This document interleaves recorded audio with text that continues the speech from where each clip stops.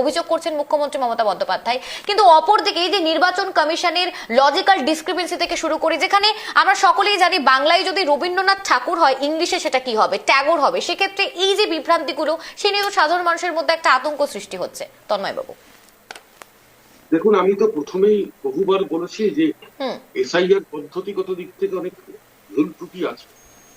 প্রিয়ন্তীরা একটু আগে বললেন লজিক্যাল ডিসক্রিপেন্সি, আমি বলছি সিস্টেমেটিক্যাল ডিসক্রিপেন্সি।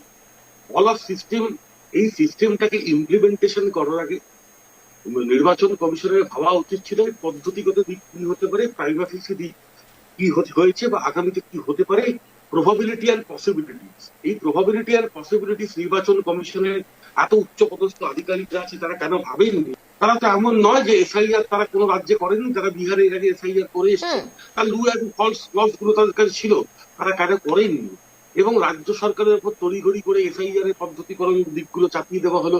এবং দেখুন, এসআইআর কে বিরোধিতা আমি করছি না, আমি একজন সাধারণ মানুষ হিসেবে জিজ্ঞেস করছি, এসআইআর এর যে একটা দীর্ঘমেয়াদী যে প্রকল্পটা, এটা একটা বাস্তবায়ন করার জন্য রীতিমতো একটা ট্রেনিং সেশন থেকে শুরু করছে, আমি বারবার বলে এসেছি এই বিভিন্ন দিকগুলো দরকার, যেটা আমি সাধারণ মানুষ হিসেবে বুঝতে পারছি, আমরা সেটা বুঝতে পারছেন না। আজকে প্রিয়ন্তী বলছেন রাজ্য সরকার বিএলএ1 বিএলএ2 ভুল করেছে, আজকে বিমলবাবু বিজেপির বিরোধে বলবেন। দেখুন, বিরোধিতা করাই তো কোনো কাজ নয়। এসআইআর কে সুষ্ঠু সমৃদ্ধ করাটাই হচ্ছে যে কোনো রাজনৈতিক দলের একটা গণতান্ত্রিক প্রক্রিয়া, মানুষকে পাইয়ে দেওয়া, সেটা তাদের অধিকার থেকে সেই কাজটা করা।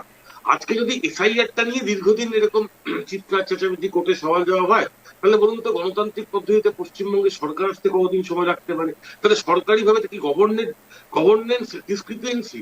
আমার প্রশ্ন প্রচুর আছে।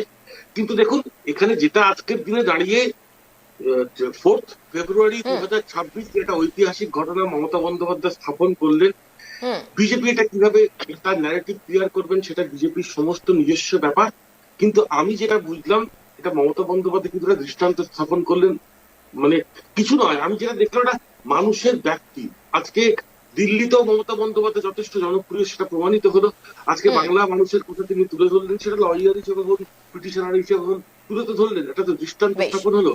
সেখান থেকে কিন্তু মমতা বন্দ্যোপাধ্যায় স্ট্র্যাটেজিক্যালি অন্তত তৃণমূল কংগ্রেস মমতা বিমলবাবুর কাছে যাবো। বিমলবাবু, জবে থেকে এসআর প্রক্রিয়া শুরু হয়েছে বঙ্গে, তবে থেকে আমরা দেখেছি মুখ্যমন্ত্রী মমতা বন্দ্যোপাধ্যায়কে বিরোধিতা করতে, কিন্তু সেখানে দাঁড়িয়ে ঠিক যখন চূড়ান্ত তালিকায় পেশ হবে তার আগেই কেন সুপ্রিম কোর্টে মুখ্যমন্ত্রীকে দেখা গেল? কেন শুরুর দিকে তিনি এই অভিযোগটা জানালেন না?